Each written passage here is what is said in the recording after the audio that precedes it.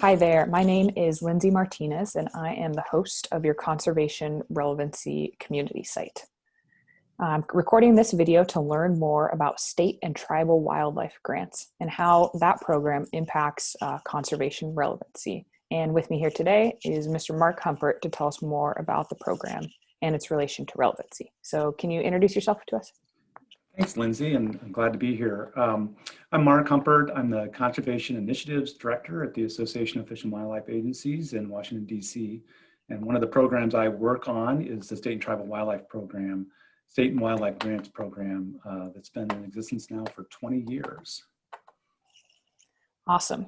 Thank you so much for being here. And just to start off, can you explain a little bit more about this program and why it's important? Absolutely.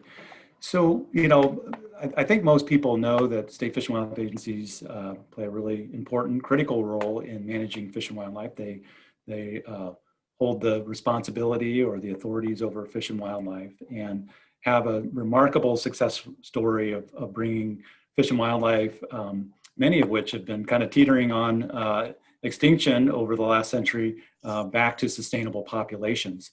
But a lot of the history of these state fish and wildlife agencies are rooted in hunting and fishing. Many of these agencies were organized in the early 1900s. We had seen decimated fish and game populations, and these agencies were organized to try to recover many of these species and have a great track record in history.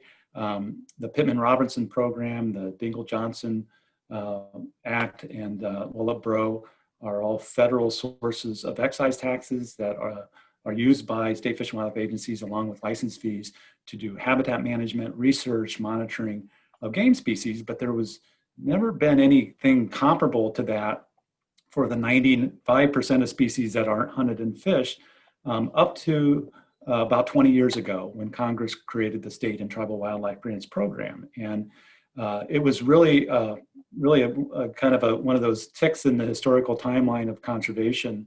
When that act was passed, there was about 20 years of advocacy that led to the passing of legislation to start the State and Tribal Wildlife Grant Program. And one of the requirements was that each state develop a state wildlife action plan. And when that started, it was a big undertaking. Every state, territory, District of Columbia was required to develop these plans that lay out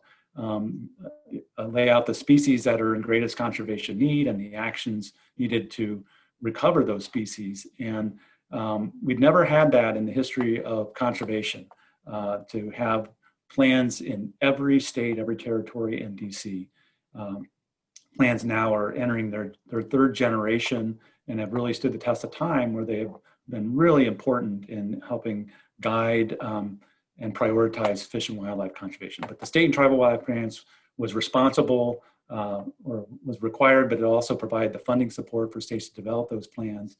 And more importantly, the funding is used to implement those plans, and they are being implemented across the country, and we're seeing some remarkable successes.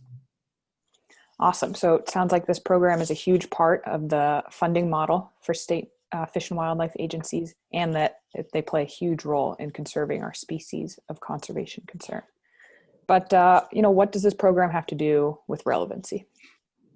Yeah, thanks for that question, Lindsay. So, state wildlife agencies are really leaders in conservation for game species, and we have extremely important coalitions by hunters and anglers and boaters that support those fish and wildlife agencies. And that's been a remarkable success. It's one of the greatest success stories in the world is how we've recovered game species. But not everyone hunts. In fact, the vast majority of people in this country don't hunt, don't fish. But also there's many people in our country that care deeply about fish and wildlife, and healthy fish and wildlife population are really important for our environment and for our health. And so when this program was formed, it really was a way for a broader constituency of people to engage with fish and wildlife agencies. The state wildlife action plans were actually require participation by the public and by partners, and it brought in a whole new string of organizations and interested members of the public that could have a say in how some of the non-game species managed by state fish and wildlife agencies are managed.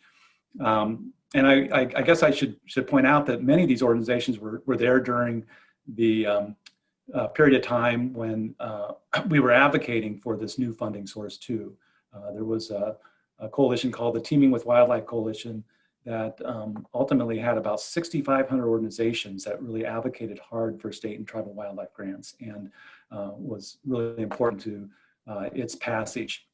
But as I mentioned, not everyone hunts and fish, but there's lots of people that go bird watching or have backyard bird feeders or maybe manage an acreage for fish and wildlife that want to be part of this effort to conserve fish and wildlife. So by supporting funding for the program and by being involved in state wildlife action plans, they are now owners of fish and wildlife management in a greater way than they were in the past. We're not quite done yet. We're hopeful that in the next Congress, the Recovering America's Wildlife Act will pass, and that would really ramp up the work that state fish and wildlife agencies could do in a dramatic way, and it would really put what we call non-game conservation on par with all of the great game management work that is done by fish and wildlife agencies. So we're hopeful that bill will be reintroduced soon. It had nearly 200 co-sponsors in the House of Representatives last year, and we're really excited that we're going to have an opportunity in this new Congress with the new administration to finally get this piece of legislation over the finish line so that we can really dramatically upscale the work that we do for fish and wildlife conservation. Excellent. Well, thank you so much for sharing. Of course, an important part of the relevancy roadmap is engaging with people who don't hunt and fish, and engaging with species who aren't hunted and fishing, excuse me. So this is an important program, and thank you for mentioning Recovering America's Wildlife Act. I think we'll be learning about that here on the community soon as well. So thank you so much. Great. Thanks, Lindsay. Of course.